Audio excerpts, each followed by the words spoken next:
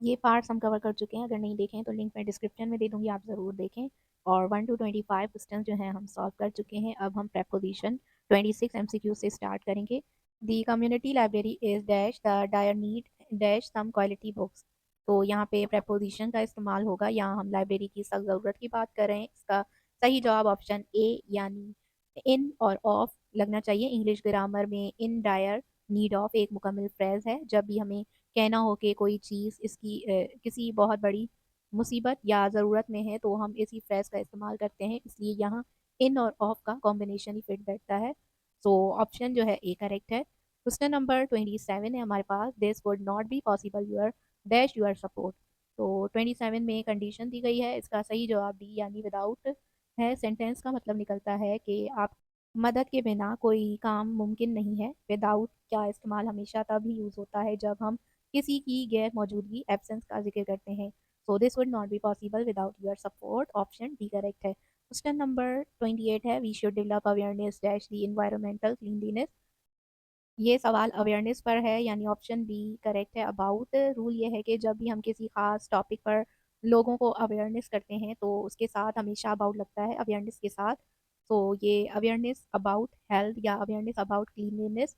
तो option number यहाँ पे हमारा बी करेक्ट है, क्योंकि ये फिक्स्ड प्रेपोजिशन है। फिक्स प्रेपोजिशन का मतलब होता है कुछ ऐसे वर्ड दिए जाते हैं जिसके साथ प्रेपोजिशन वही हमेशा सेम ही लगते हैं। ओके, सो आपकी कोई लिस्ट होती है इसकी तो आप वो याद कर लें। उसके बाद हमारे पास ऑप्शन एमसीक्यू नंबर 29 है, the forest officer visits our college there further plantation drive.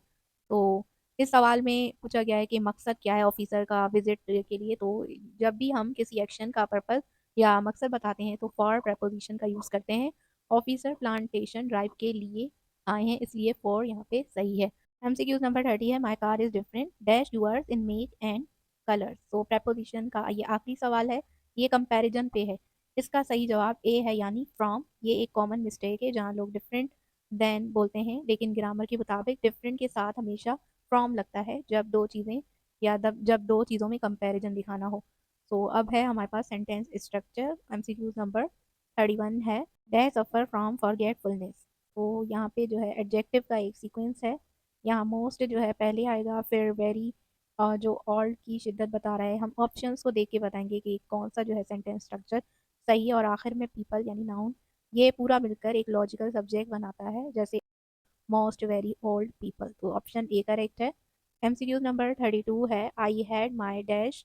Then यहाँ पे क्या है कि जब हम खुद काम नहीं करते हैं बल्कि किसी और से करवाते हैं तो स्ट्रक्चर होता है had plus object plus V three. यहाँ हेयर ऑब्जेक्ट है और कट वर्ब की थर्ड फॉर्म है, इसलिए हेयर कट शॉर्ट यस्टरडे सही सीक्वेंस है। ऑप्शन बी यहाँ पे करेक्ट है। अब आते हैं एमसीक्यूज नंबर 33 पे, some village women dash draw water from a well. सवाल 33 में यानी वेल कुएं से पानी निकालने की बात हो रही है। इसका सही जवाब सी है। याद रखिए, कुएं यानी वेल से पानी निकालने के लिए इंग्लिश में हमेशा ड्रॉ वाटर का लफ्ज इस्तेमाल होता है। पुल या टैग कहना यहाँ नेचुरल नहीं लगता है।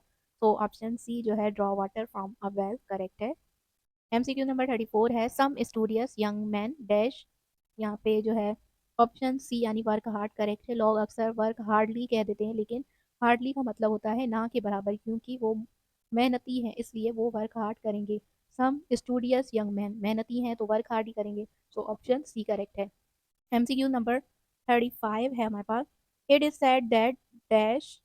तो यहाँ पे जो है सही जवाब यहाँ पे सी है, slow and steady wins the race. ये कहावत है यानी सिखाती है कि चाहे आप धीरे चलें, अगर आप मुसलसल कंसिस्टेंट हैं तो आप ज़रूर जीतेंगे। सो ऑप्शन यहाँ पे सी करेक्ट है। अब हमारे पास इंग्लिश का लास्ट पार्ट 36 से 40 तक एमसीक्यूज। एमसीक्यू नंबर 36 है, ये करेक्ट स्पेलिंग बतानी होती है इसमें कि कौन सी है। तो यहाँ पे जो करेक्ट स्पेलिंग है ए है, बिहेवियर की स्पेलिंग बतानी है BEHAIHAVIOR। तो ऑप्शन ए करेक्ट है। 37 में भी स्पेलिंग करेक्शन बतानी है तो गेस्ट GUESSED गेस्ट, ये भी ऑप्शन ए करेक्ट है। क्वेश्चन नंबर 38 है, करेक्ट स्पेलिंग किसकी बतानी है, caravan. So caravan CARAVAN caravan. तो ऑप्शन बी करेक्ट है। एमसीक्यू नंबर 39 है, एक्सक्लेम्ड की सही स्पेलिंग बतानी है EXCLAIMED। So option B correct है। एमसीक्यू नंबर 40 है, करेक्ट स्पेलिंग ऑफ डाइजेस्टेड। तो डाइजेस्टेड की स्पेलिंग होती है DIGESTED, digested, option B correct है। अगर आपको वीडियो पसंद आई है तो वीडियो को लाइक करें, चैनल को सब्सक्राइब करें और बेल आइकन प्रेस करना मत भूलिए, क्योंकि जब भी मैं न्यू वीडियो अपलोड करूँगी आप तक नोटिफिकेशन आएगा। And WhatsApp channel and community join करें, जिसकी लिंक आपको पिन कमेंट एंड डिस्क्रिप्शन में मिल जाएगी। मिलते हैं नेक्स्ट वीडियो में, तब तक के लिए अल्लाह हाफिज़।